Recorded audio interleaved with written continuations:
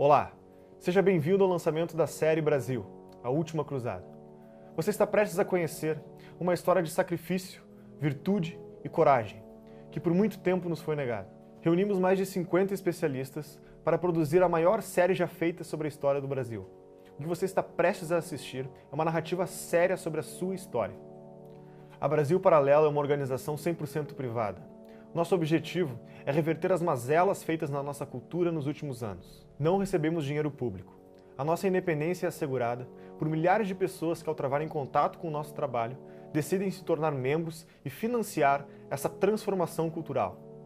Ao se tornar membro da Brasil Paralelo, você vai ter acesso a uma plataforma com mais de 50 aulas exclusivas com especialistas que vão ampliar a sua visão de mundo. Um grupo fechado, onde vamos nos conhecer e planejar o futuro em conjunto. Você vai poder debater com outros membros sobre cada entrevista, participar de encontros presenciais e ter acesso aos bastidores de produção diariamente. Mas eu diria que o mais importante é que o seu financiamento torna possível que novas produções sejam feitas gratuitamente para que novos brasileiros tenham a chance de despertar as suas consciências. É a chance de fazer algo efetivo pelo nosso país. Durante o lançamento dessa série, você terá acesso ao preço promocional para tornar-se membro. Esse preço é por tempo limitado. Não perca tempo. Junte-se a nós. Fique agora com o primeiro capítulo da série Brasil, A Última Cruzada, e até breve.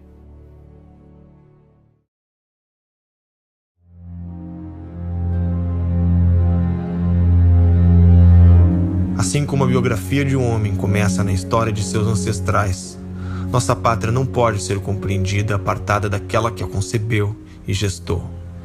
E a nossa identidade terá de ser buscada em acontecimentos enterrados por muitos anos, a milhares de quilômetros, no velho mundo e nas profundezas do oceano. Neste mergulho rumo às origens remotas, muitas das linhas que separam os mitos da realidade e a história das lendas vão sendo borradas pelo nevoeiro dos séculos e pelas crenças dos antigos. Os acontecimentos que formam o curso do tempo vão deixando para trás verdades esquecidas, mas que de alguma forma podem ser resgatadas, porque estão marcadas no solo, nos escritos e nas memórias dos homens que já viveram. Essa é a história que vamos contar, de um povo que ultrapassou os limites impostos pelos oceanos e disputou palmo a palmo contra o vento os rumos do seu próprio destino e que assim fez dele o caminho para um novo mundo.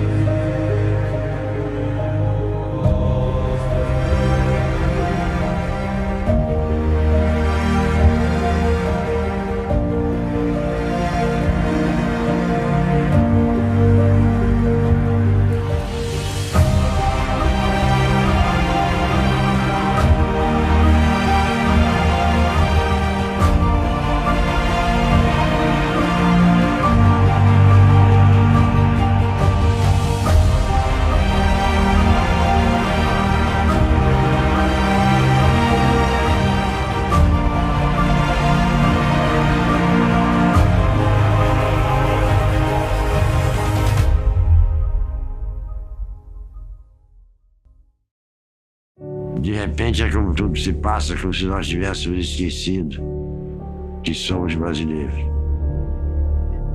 A melhor solução para o Brasil é dar um pouco de Brasil para as pessoas.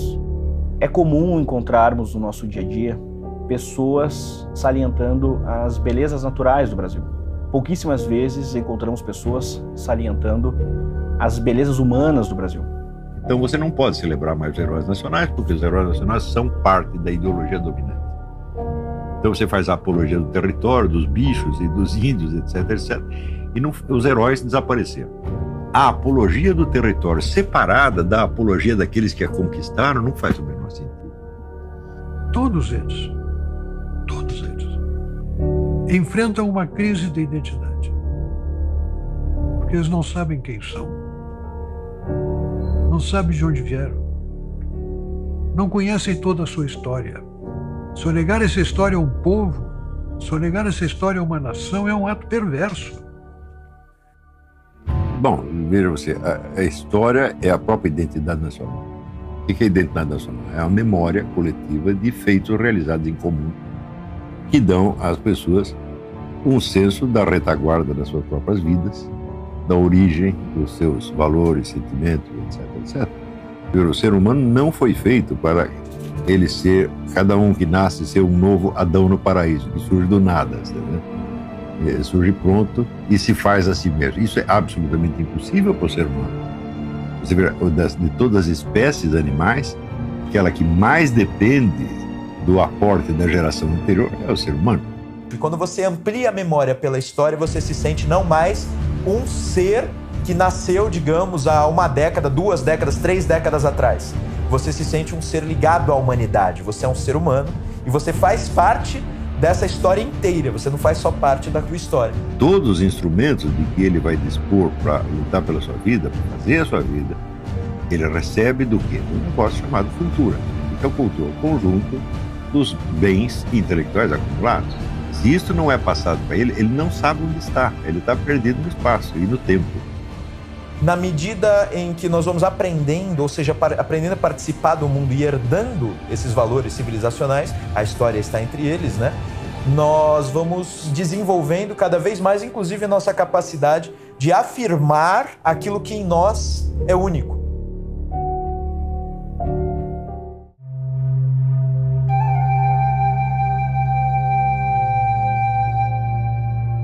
Somos tão jovens na história da humanidade que às vezes esquecemos do que nos permitiu chegar aqui e viver dessa forma. Há 30 mil anos, nossos antepassados tentavam dizer alguma coisa quando pintavam nas rochas. São as primeiras mensagens que temos de nossos ancestrais. A vida era difícil e lutávamos muito para sobreviver.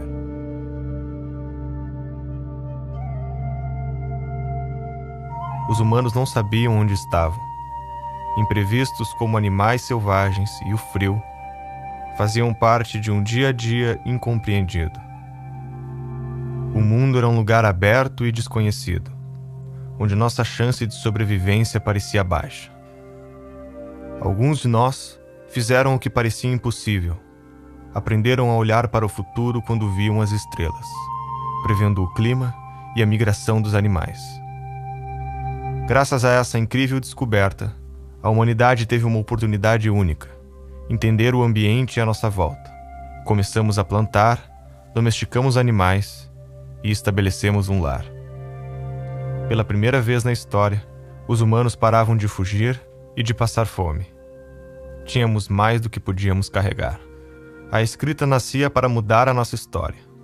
Decidimos registrar ideias e acontecimentos. Era uma forma de transcender o medo da morte. Enviar ao futuro nossos pensamentos, nossas crenças e nossas experiências passou a ser possível. Foi quando começamos a herdar o conhecimento da humanidade.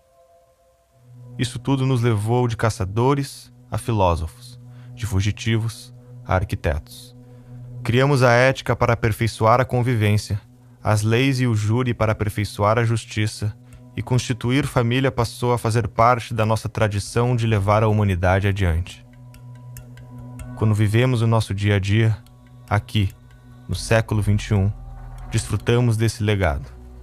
A filosofia grega, o direito romano, a moral judaico-cristã e a experiência acumulada de nossos ancestrais fazem parte de nós. Essa é a herança que chamamos de civilização ocidental. Se hoje os territórios estão divididos em países, com idiomas e regras estabelecidas, nem sempre foi assim. Neste longo caminho, cada povo colocou um pedaço da estrada que hoje trilhamos. A terra que hoje abriga Portugal era considerada o fim do mundo. A fronteira com um oceano desconhecido sempre foi atraída e cobiçada. Diversos povos viveram por lá até ver a ascensão do Império Romano e a entrada das tribos germânicas, dos suevos e visigodos. Os visigodos formaram cidades na Europa Ocidental e durante 3 séculos ocuparam grande parte da Península Ibérica, preservando e absorvendo a cultura de seus antepassados. Como essa cultura veio parar no Brasil? O que as guerras entre diferentes visões de mundo têm a ver com a nossa história? Para enxergar melhor o presente, precisamos voltar um pouco no tempo. No ano de 700, por volta de 700, surge a fé muçulmana. E ela já estava se ampliando em todo o Oriente Médio, norte da África. A fé muçulmana nasce em Meca, na Arábia Saudita, com Maomé, o pregador que afirmava ter recebido a revelação de ser um enviado de Deus. Nessa revelação, a sua missão seria resgatar ensinamentos que foram trazidos por profetas como Moisés, Abraão e Jesus, mas que ao longo do tempo teriam sido distorcidos. Foi juntando adeptos que, após a sua morte, compilaram seus ensinamentos no Alcorão, livro que embasa a fé islâmica e discorda das crenças judaicas e católicas. Também criaram a Jihad, a guerra de manter o islamismo pleno dentro de si e levá-lo ao maior número de pessoas possível. Dessa forma, buscaram alargar os horizontes do território islâmico, inicialmente tomando o Oriente Médio e o norte da África, para depois entrar na Europa Ocidental. A estratégia foi longa na duração e rápida na conquista. Os muçulmanos precisaram de menos de uma década para dominar a maior parte do território europeu. A invasão começou em 711 e 3 anos depois já habitavam a maior parte da Península Ibérica. O curioso é que essa ocupação foi incentivada pelos mesmos povos que habitavam a região. Os visigodos viviam envolvidos em disputas internas e, por causa dessa rivalidade, uma facção de visigodos pediu ajuda de um líder muçulmano do norte da África, que não só atendeu o pedido, como deu-se conta da riqueza do território e aproveitou para tomá-lo para si. A entrada foi muito rápida, entraram justamente por Gibraltar, conseguiram cruzar ali do Marrocos, chegaram até a Espanha e pouco a pouco foram tomando as vilas, foram tomando as cidades. Aos poucos a península foi sendo conquistada, se expandiu até a Lusitânia, se expandiu até onde hoje é Portugal. As teorias que os historiadores levantam quanto à facilidade da invasão foi porque, em primeiro lugar, o reino visigótico não deixava que as populações de origem romana tivessem acesso a armas ou ao exército. Então nós já vemos aí um processo de desarmamento, que facilitou, inclusive, a queda do seu próprio Estado. Os cristãos que escaparam fugiram para o alto das grandes montanhas no norte da Península Ibérica. Lá estabeleceram o chamado Reino das Astúrias e aclamaram Dom Pelágio como seu novo rei. Nessas Astúrias, então, se tornou um foco de resistência cristã. As Astúrias nunca conseguiram ser conquistadas e de lá o Dom Pelágio organizou a resistência ao invasor muçulmano.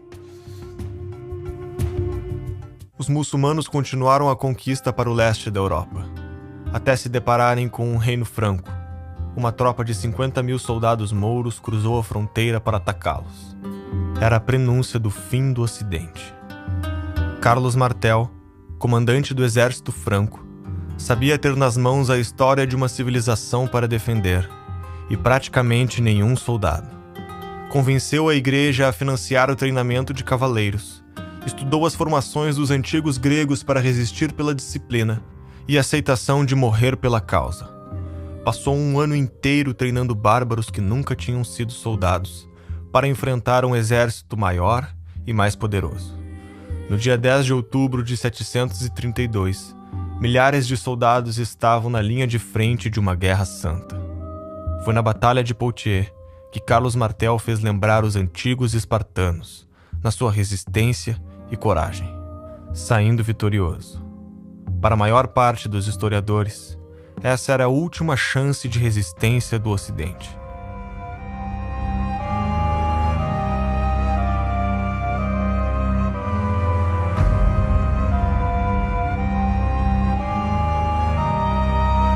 A vitória significava um suspiro de esperança para os inimigos do Islã. Com isso, as Astúrias começaram o processo de reconquista do território dominado pelos muçulmanos.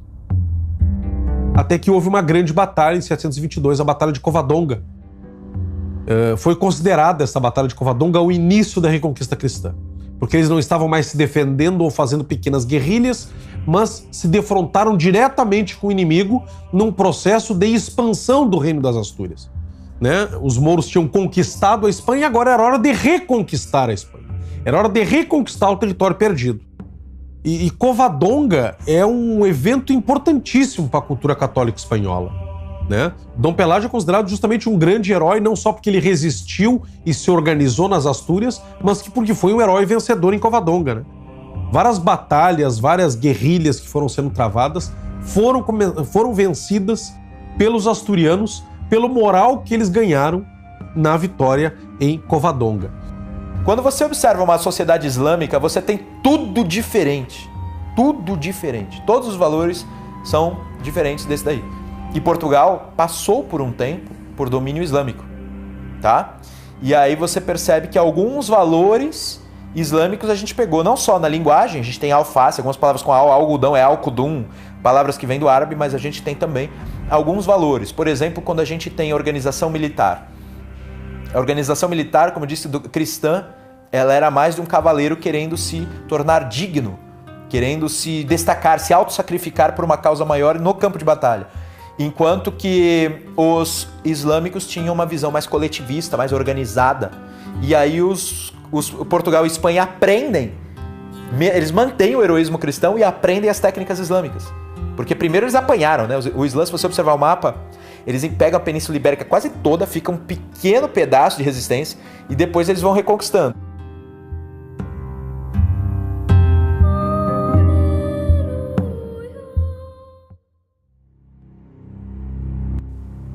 Passavam-se 4 séculos desde que os muçulmanos tinham tomado a cidade de Jerusalém, impedindo a peregrinação cristã de visitar o túmulo de Cristo. A vida ocidental nessa época parecia derrotada e sem esperanças. Em cada volta que dá à terra, a fé deixa de existir. O temor ao Senhor não mais prevalece entre os homens. A justiça desapareceu do mundo e a violência toma conta das nações. A mentira, a traição e a perfídia pairam sobre nós. A virtude não existe mais e hoje é algo sem valor. O mal reina em seu lugar. Se voltássemos no tempo, até o século XI, seria difícil acreditar em nossos olhos. A Europa parecia uma região amaldiçoada. Os governos centrais não eram organizados e as monarquias ainda engatinhavam repletas de grandes castelos que roubavam e guerreavam entre si. Uma terra devastada e sem leis. Em uma decisão sem precedentes, o Papa promete um lugar no céu para as almas daqueles que aceitarem marcharem até Jerusalém e retomar a Terra Santa. Para o Papa, era a oportunidade perfeita de unificar os cristãos ocidentais e orientais e colocar a Igreja novamente no centro do cenário político mundial. Se não era possível viver em paz na Europa, seu povo decidiu buscar uma vida melhor, neste mundo ou no próximo. Estava inaugurada a Era das Cruzadas. Agora milhares de cristãos vindos de toda parte da Europa marchavam para retomar Jerusalém das mãos dos seguidores de Maomé.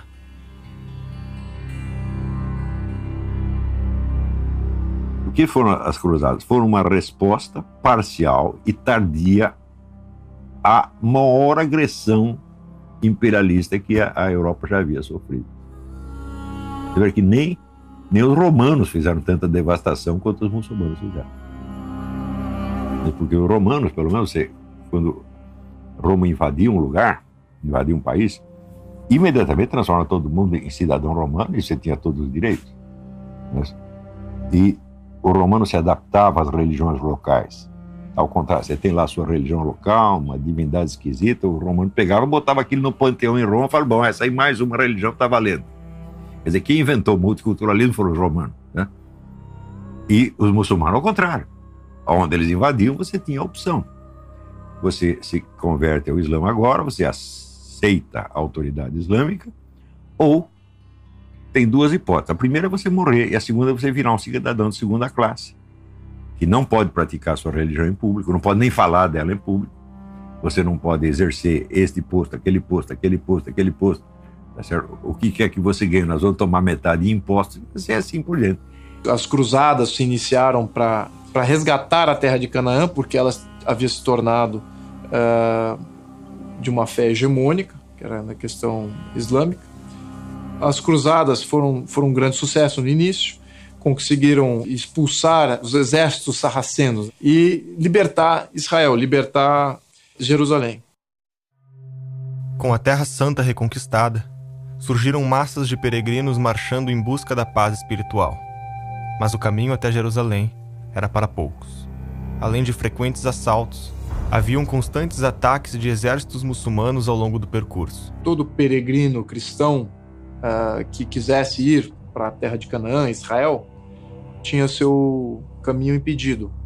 Né? Começou a ser muito perigosa essa jornada. Sempre foi, mas ficou mais perigoso agora porque havia uma missão islâmica que começava a impedir a peregrinação. Né? Então você corria risco de vida real.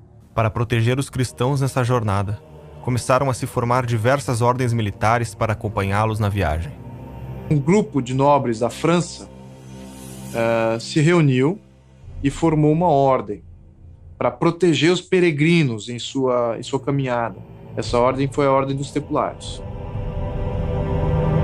A ordem seria reconhecida oficialmente pelo papado, ganhando isenções e privilégios, como o poder de se comunicar diretamente com o Papa. Ao ser admitido como cavaleiro, deviam jurar viver em castidade e pobreza, ser obediente ao mestre do templo e nunca recuar em campo de batalha. Conquistou grande popularidade e cresceu rapidamente, tanto em membros como em poder. Para defender as riquezas dos peregrinos durante as cruzadas, criou um mecanismo de depósito e saque, que tornou-se o embrião do sistema bancário. Eles eram religiosos e tinham um voto de não recuar no campo de batalha. Porque eles eram um terror dos mouros. A ordem poderia ajudar muito, esse novo exército está se formando, poderia ajudar muito na Constituição de Portugal. Então os templários, já no início do movimento templário, eles ajudaram em 2 pontos. Ajudaram a Portugal a expulsar os mouros e também a começar a defender as cruzadas. Em uma das incursões que os cristãos faziam nas terras tomadas por mouros, um pequeno exército comandado por Afonso Henriques foi surpreendido e encurralado pelos muçulmanos. O conflito era inevitável e a chance de sobrevivência quase inexistente. Segundo os historiadores, 10 vezes superiores aos portugueses. Segundo os documentos da época, foi neste momento que o comandante Afonso Henriques jura ter tido uma visão onde Cristo aparece e profetiza sua vitória, entregando a missão de espalhar a fé pelos 4 cantos do mundo. Afonso Henriques venceu a batalha e foi aclamado o primeiro rei de Portugal. Fato ou lenda, o milagre de Ourique marcou de tal forma o imaginário português que se tornou presente na bandeira de Portugal e no espírito aventureiro dos próximos séculos.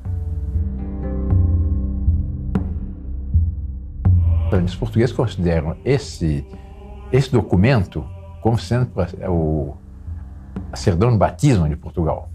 Aí nasceu Portugal. São as fronteiras mais antigas da Europa hoje em dia.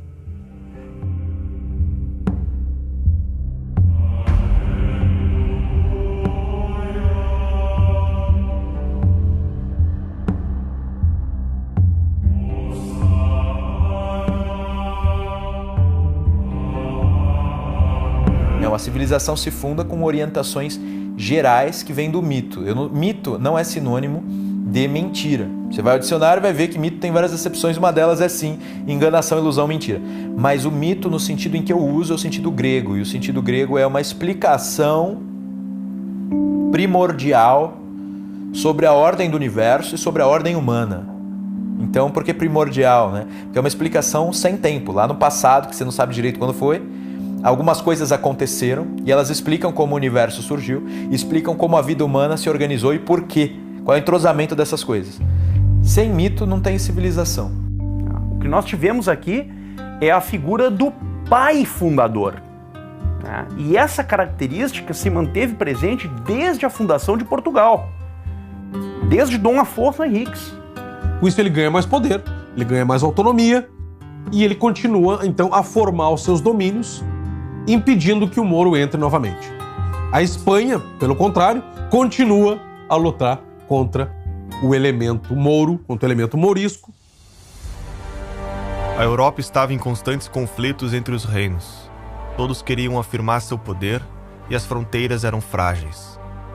Entre eles estava a França, onde o rei Filipe IV, o Belo, queria expandir o seu poder a qualquer custo para enfrentar a Inglaterra. Foi quando teve uma ideia inédita: cobrar impostos da igreja. A retaliação foi rápida e o rei foi excomungado pelo Papa. O Papa não esperava que a campanha difamatória feita por Filipe o Belo pudesse ser tão forte a ponto de ele acabar espancado e morto pela população. O novo Papa que o sucedeu também morreu em menos de um ano, em origens até hoje desconhecidas. É quando assume o Papa francês Clemente V que reverte as decisões da Igreja em favor de seu rei. Na ânsia por poder, Filipe IV continuou expropriando judeus e bancos, gerando inflação, dando calotes e fazendo imensas dívidas. A população se revolta com a imensa crise e o rei recorre à Ordem Templária, que emprestou dinheiro para pagar suas dívidas. O problema é que o empréstimo foi indevido. O dinheiro era usado para as cruzadas e quando o grão-mestre da Ordem, Jacques de Molay, soube do fato, expulsou o tesoureiro, abrindo um cabo de guerra com o rei francês. Filipe o Belo usa de novo a mesma estratégia. Começa a campanha difamatória contra os templários e usa o Papa que está sob seu domínio para proibir a ordem e confiscar seus bens. Na noite de sexta-feira de 13 de outubro de 1307, centenas de cavaleiros templários por toda a França foram capturados pelos soldados do rei e, segundo alguns historiadores, sujeitos a torturas para confessarem seus crimes. Até hoje, não temos todas as conclusões sobre essa história, mas para muitos, aquela noite seria o motivo da superstição de sexta-feira 13 ser um dia sombrio.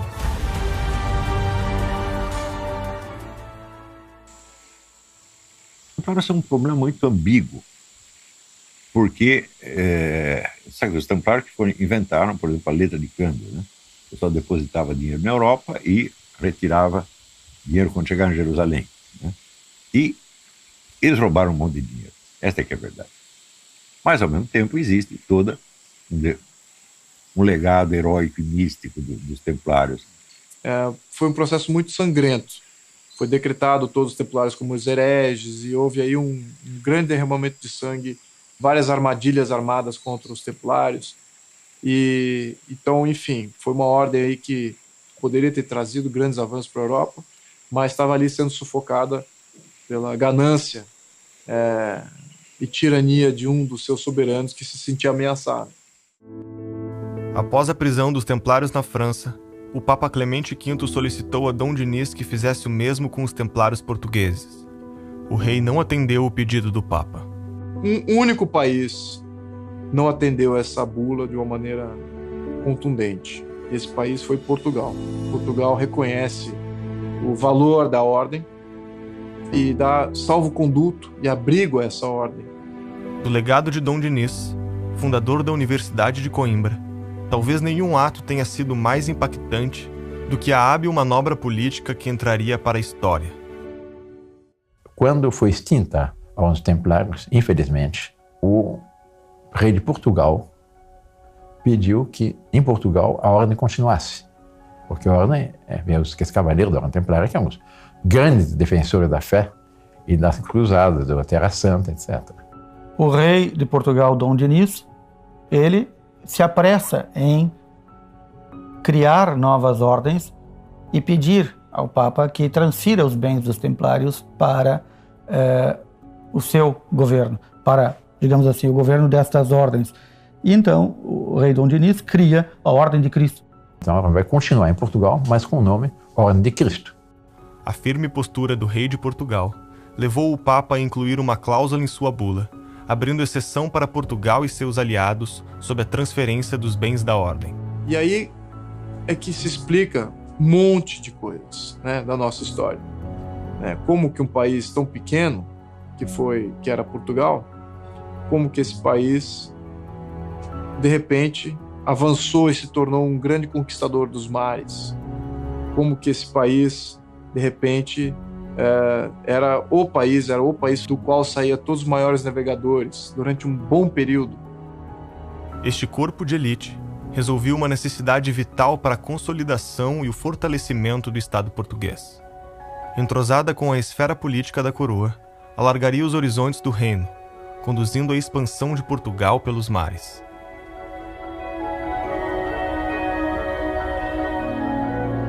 A vida política em Portugal também não seria tranquila. Os herdeiros de Dom Afonso Henriques não perpetuariam o governo da dinastia Afonsina. Mais uma grande guerra eclodia na Europa entre a Inglaterra e a França, chamada de Guerra dos 100 Anos. Muitos reinos se dividiram, dependendo do lado que apoiavam. Em 1383, o último rei da dinastia Afonsina, Dom Fernando I, morreu sem deixar herdeiros. Acontece que este rei tentou invadir o reino de Castela 3 vezes durante a Guerra dos 100 Anos, perdendo em todas, e na última foi obrigado a casar com a princesa de Castela para estabelecer a paz. A ausência de descendentes reais lançou Portugal em uma séria crise monárquica. Uma eventual união entre os reinos podia ser desastrosa para a economia portuguesa. Castela ainda vivia sob uma economia feudalista, ao passo que os portugueses já apresentavam o desenvolvimento da burguesia que logo situaria a nação como a mais poderosa do mundo conhecido. O conflito só teve fim em uma guerra armada quando, em 1385, Dom João, o mestre de Avis, enfrentou tropas castelhanas na Batalha de Aljubarrota e foi proclamado o novo rei de Portugal. Uma nova etapa gloriosa na história de Portugal, que é a etapa da dinastia de Avis, com Dom João I e seus filhos, a chamada ínclita geração, e ao longo do século XV, o que nós vemos é o crescente esplendor de Portugal. Porque realmente dessa ínclita geração ia nascer o grande império dos descobrimentos. Nós temos um dos filhos de Dom João I, que é o infante Dom Henrique, que começa e lança Portugal nessa grande aventura dos descobrimentos. Nenhum dos filhos da ínclita geração se destaca mais do que o infante Dom Henrique, o navegador. Portugal foi e continuava sendo a extremidade ocidental da terra, o fim do mundo conhecido pelos europeus, com a forte crença de ser impossível navegar no Oceano Atlântico. Tudo isso costumava ser atribuído à vontade divina. Parecia ser uma impiedade a mera audácia de se aventurar por aquelas águas. Um dos mais influentes desses mitos era a história de São Brandão, monge irlandês que, segundo um relato muito popular a partir do século X, teria navegado pelo Atlântico Norte e descoberto várias terras fantásticas e paradisíacas. Com a Europa imersa no caos, a ideia de haver uma ilha em paz para além do oceano trazia esperança aos povos que circulavam esses mitos. Apareciam ilhas lendárias nos mapas da época, como uma ilha chamada High Brasil, que significava Terra Prometida, e pode ter influenciado o nome do nosso país. Procurar a Ilha Brasil, Antilha, o Purgatório ou Atlântida não era mais fantasioso do que procurar a China, a Índia, o Japão ou as Américas. Pouco a pouco, feitos impressionantes foram acontecendo. Primeiro ultrapassando lugares nunca antes visitados, depois descobrindo pequenas ilhas. No ano de 1485, o infante Dom Henrique é nomeado grão-mestre da Ordem de Cristo, cujos amplos recursos e os imensos privilégios acumulados seriam bem aproveitados nas navegações. Transformou muito de seus cavaleiros em navegadores e muitos de seus navegadores em cavaleiros. Nem tudo estava tranquilo na Europa enquanto as navegações progrediam. A guerra de séculos pelo território ainda apresentava riscos e, antes de conquistar os mares, haveria um último desafio na Europa Ocidental.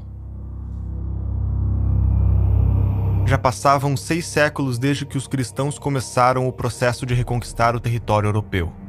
Os muçulmanos foram recuando até se concentrarem no sul da Europa, na região de Granada. O Emirado de Granada se torna o último bastião muçulmano na Península Ibérica, e ele cai sob Isabel a Católica. Ela era uma mulher de formação intelectual muito grande e pensa que a sua missão reconquistar de vez a Espanha, terminar o que os seus antepassados fizeram. Os muçulmanos estavam em Granada, eventualmente guerreavam contra os cristãos e tinham planos de reconquistar toda a província. Eles estavam em contato com os turcos e com os marroquinos para haver uma grande invasão na Espanha para recomeçar a conquista. Isabel conhecia toda a história da Reconquista. Ela era muito culta, né? Nós já tínhamos falado sobre isso. Ela era muito culta. Então ela conhecia isso e ela tinha uma noção de estratégia. Ela sabia que se ela não tomasse o Emirado de Granada rapidamente, toda essa história de mais de 700 anos poderia ser colocada na lata do lixo. O que Isabel e Fernando entendem? Nós não podemos atacar sozinhos. E eles se lembram que nas cruzadas, que acabaram há pouco tempo, o Papa deu indulgências para os cristãos de outros países que entrassem nas cruzadas. Então eles conseguiram que o Papa Inocêncio VII promulgasse uma bula convocando todos os cristãos de outros países a se juntar na Reconquista e ganhariam indulgências da mesma forma que ganharam nas cruzadas. Com isso, nós vemos um acúmulo de tropas estrangeiras chegando na Espanha para ajudar os cristãos espanhóis. Ingleses, irlandeses, franceses e alemães se integram ao exército castelhano. Mais de 50 mil homens vindo de fora passam a integrar o exército castelhano de Fernando e de Isabel. Isabel se faz presente pessoalmente nos acampamentos militares e eles partem para novas conquistas até chegarem aos pés da cidade de Granada. Os cristãos, nesses 8 meses, não esmoreceram, eles continuaram convictos de que uma hora Granada iria cair. Os mouros também sabiam que ia cair. Eles continuavam lutando apenas por heroísmo. Queriam ser fiéis àquilo que eles acreditavam. Mas finalmente Granada se rendeu, os reis católicos, os príncipes, nobres, sacerdotes, os grandes capitães cristãos vestem-se de galas, se posicionam às portas da cidade, os tambores rufam, né, bombardeios de honra são feitos, a cruz é alçada na torre mais alta, junto com as bandeiras de Castela, e com isso acaba a Reconquista. Os chefes mouros, eles tentam inclusive beijar a mão de Fernando e de Isabel, reconhecendo a soberania deles. E Fernando não deixa. Eu sou um rei, você é um rei também. Ainda que inimigo, eu não quero a sua humilhação. Isso foi no dia 2 de janeiro de 1492, às 15 horas. Né? Desde então, os sinos das igrejas de Granada fazem soar 3 toques exatamente às 15 horas até hoje, em honra desse acontecimento. Vejam qual é a data novamente, 2 de janeiro de 1492. 1492 foi o ano em que Cristóvão Colombo empreende a sua navegação para a descoberta da América. Foi justamente no acampamento de Santa Fé que Colombo estava e viu a queda de Granada. Colombo estava lá, que ele tenta convencer Isabel a patrocinar a navegação. Por que influencia as navegações? O que as grandes navegações de Portugal e Espanha têm a ver com a Reconquista? Nós temos que ver que nós estamos falando de um processo de mais de 700 anos de luta por posse de território. Lá da distante Astúrias, os cristãos foram crescendo, foram baixando e foram se expandindo até conquistar todo o seu território. Então eles foram formados geração em geração na conquista de território e desbravamento do território. Até que não tem mais território a conquistar. Só lhes resta o mar. Cristóvão Colombo conseguiu que Isabel e Fernando financiassem a sua expedição. Era um objetivo antigo, que já tinha sido lhe negado por outros reis, inclusive pelo de Portugal. Em 1492, Colombo descobria o que chamou de Índias Ocidentais, que eram as ilhas da América Central. Essa descoberta tornava necessário dividir as zonas de influência entre espanhóis e portugueses nas navegações. Para isso, assinaram o Tratado de Tordesilhas, onde fora da Europa, os portugueses ficavam com um território a leste de um meridiano, enquanto os espanhóis ficavam com um território a oeste. Até então, só uma pequena parte da área dividida pelo tratado havia sido vista pelos europeus, sendo dividida apenas no papel. Imediatamente após a primeira viagem de Colombo, vários exploradores navegaram na mesma direção.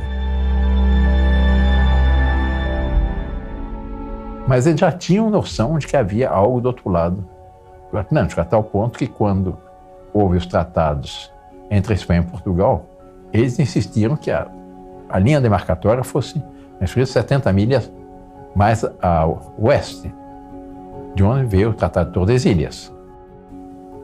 Mas eu não aceito, não concordo que se despreze o imenso valor que este país tem por ter nascido do esforço político e técnico de um povo, de um pequeno território, que foi a primeira nação organizada da Europa, localizado num canto da Península Ibérica, e que numa determinada época de sua trajetória dividiu o mundo em duas partes. Uma era dela e outra era da Espanha.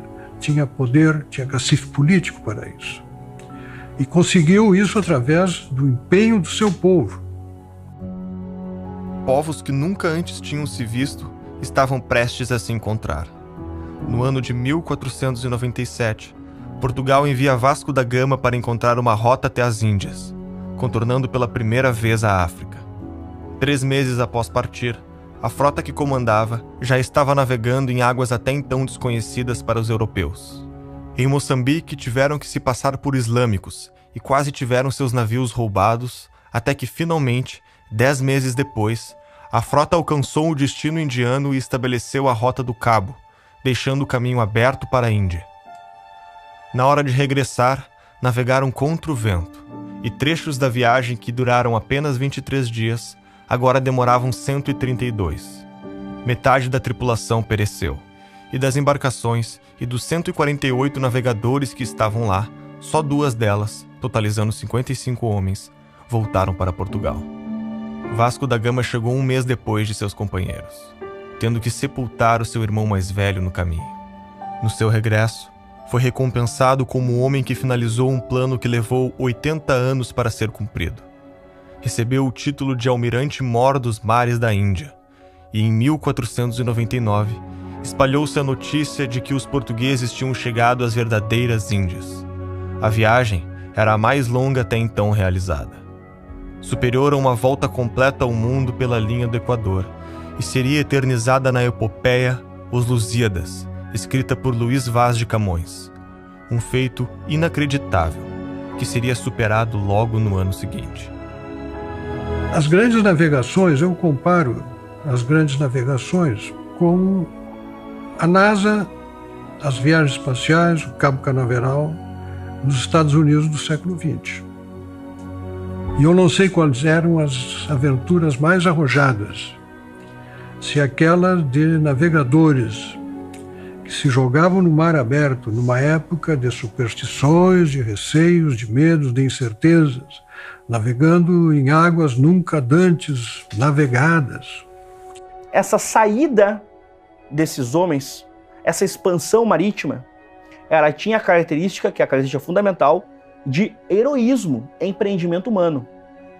Homens ficaram pelos caminhos, ao longo de toda a tradição marítima. Portugal teve o privilégio de ter nos mares o seu maior cemitério.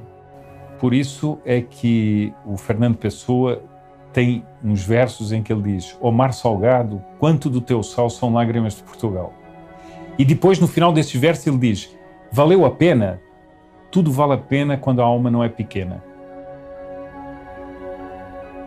Uma segunda grande armada portuguesa foi enviada para a Índia, desta vez com 13 navios, cerca de 1.500 homens e guiada por Pedro Álvares Cabral. Cabral era grão-mestre da Ordem de Cristo e um nobre de relacionamento fiel à coroa, descrito como culto, prudente e tolerante com os inimigos. No dia anterior da partida, a tripulação recebeu uma despedida pública que incluiu uma missa e comemorações com a presença do rei, da corte e de uma enorme multidão. Sua frota afastou-se bastante da costa africana, até desembarcar no que chamaram de Porto Seguro, no que achou tratar-se de uma ilha, que deu o nome de Vera Cruz. Cabral, tendo percebido que a nova terra estava a leste da linha de Tordesilhas, logo enviou um emissário a Portugal com a importante notícia. Alguns historiadores defendem que os portugueses já sabiam da existência da América do Sul. Por isso, o desvio da rota de Cabral e a insistência do rei Dom João II em mover para o oeste a linha de Tordesilhas. Outros defendem que o objetivo deste empreendimento era estabelecer relações comerciais na Índia e que o desvio se dava por necessidades de navegação, fazendo da descoberta algo acidental. Mas na lógica portuguesa, isso a gente vai encontrar já na carta de Pero Vaz de Caminha, não existe casualidade quando você acredita na providência. Então é um debate menor no sentido português de seu tempo, porque um português fiel à tradição católica, ele não está se preocupando se ele chegou sem querer ou por querer.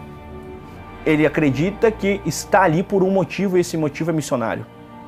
E esses elementos nós já encontramos na certidão de batismo, como muitas vezes é colocada assim, a carta de Pero Vaz de Caminha.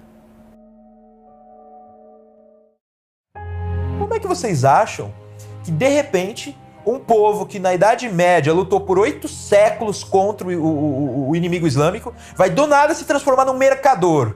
Só quero realizar comércio. Não faz o menor sentido. Essa história, assim como ela é contada, de que o português sai só para encontrar especiarias e para ter um melhor acesso a rotas comerciais, isso não se justifica de modo algum. É um desconhecimento completo de que era Portugal, né? De o que era o mundo medieval. O mundo medieval é um mundo de grandes guerreiros. Você não se lança num pequeno barco através de um oceano que você não conhece para encontrar um pau-brasa vermelhinho. Não é isso. É para encontrar a terra prometida. É para encontrar a terra abençoada. Isso é um fator motivador dos grandes descobrimentos, até mesmo hoje do espaço. Eu estou indo para o espaço para descobrir que em tal lua de tal isso aqui vai ter um ferrozinho. Você está indo para o espaço para descobrir vida. Vida além da sua vida própria. É isso que motiva. Não é coisas pequenas assim. Então, entender isso, entender bota um monte de molecada num barco e lança eles. Pra quê? Porque eu quero que ele pegue uma pedra lá, né, do outro lado do oceano. É isso? Não, eu quero que ele encontre o paraíso. Essa que era um fator motivador. Então, era a base da vontade, era o elan do negócio. Então não era coisa pequena, não é uma coisa frívola. Como se constrói. Não era nada disso. Claro, é mais difícil eu contar essa história para um número muito grande de pessoas. É muito mais complicado. O fato é que no dia 22 de abril de 1500, os portugueses atravessaram o Oceano Atlântico e chegaram no Brasil. Era o ápice da expansão marítima portuguesa. Portugal não era mais a extremidade do fim do mundo. E a história dos dois lugares nunca mais seria a mesma. A história merece ser contada. Pela sorte, pela providência, pela virtude ou por todas elas. Chegamos até aqui. Nossa trajetória tem nome. E cada vez que olhamos para trás, lembramos de cada personagem que construiu o palco de nossas vidas. Temos a oportunidade de escolher nossas referências, aprender com os nossos erros, elevar o nosso moral. Em algum lugar, sempre haverá o panteão daqueles que nos trouxeram até aqui. Lá estão as paixões, os méritos, os sacrifícios e todo o heroísmo da humanidade. Não foi fácil. A preservação desse lugar cabe a nós. Não podemos deixar que roubem os degraus da nossa civilização. E sempre que estivermos perdidos e sem saber para onde ir, eles estarão lá, de braços abertos, para nos contar tudo o que sacrificaram para dar um passo além do que parecia possível. Não se trata apenas de não esquecermos de onde viemos. Se trata de não esquecermos para onde estamos indo.